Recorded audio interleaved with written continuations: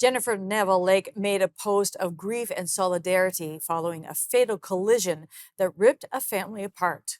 Ms. Neville Lake's children and father were killed in a crash in 2015 when a drunk driver crashed into their vehicle.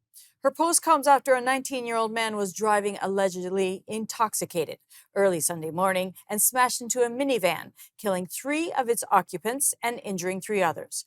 The 3 people that died were children aged 6, 13, and 15, while 2 adults and another 10-year-old child are in hospital. The Toronto Sun's Bryan Passifume has more. Yeah, so the crash happened over the weekend. It was just after 12:30 in the morning on Saturday. So what happened was the suspect, the accused, was driving his minivan from the eastbound off ramp on Highway 401 on a run forth in Etobicoke, which anybody who's driven on the 401, it's a pretty busy intersection at the best of times, and even 12:30 at night, it could still be. It's a pretty treacherous stretch of road. So what police say is that the car was traveling high rate of speed, lost control, and struck a black Chrysler minivan that had 6 people in it. 3 of those, 2 of the people were declared dead at the scene. The 15-year-old and 13-year-old.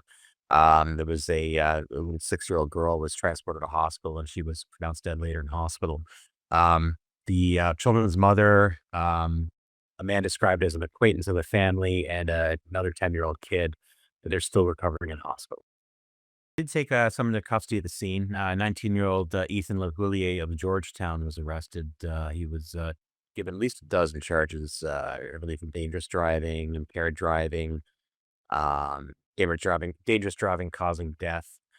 He appeared in court on Sunday, but as it stands right now, there's no more details on exactly where the case or the investigation's going, and we won't know those details till it goes to court. But honestly, right now, like these sorts of collisions, they're horribly tragic, but they're pretty cut and dry when it comes to determining sort of the mechanism behind the crash. I mean, they have the suspect in custody, they have the scene well contained right there. So really, all right now is just a matter of just gathering evidence for it.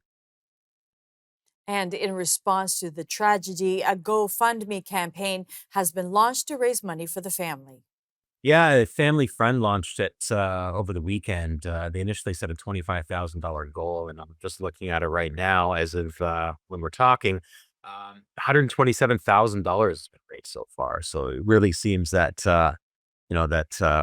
people's generosity and hearts have really gone towards this family. Um, and several donations of over $1,000 by some people. The family's been identified as the Lavinia family. Don't know exactly their story, their background, or anything like that, but they're described as a core to the community.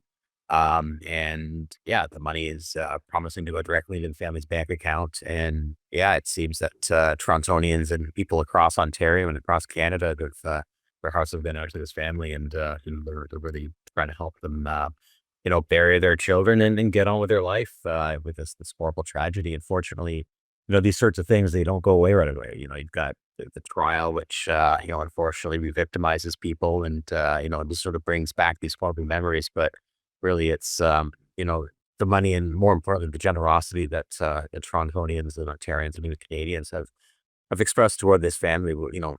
They do make a big difference in the healing process.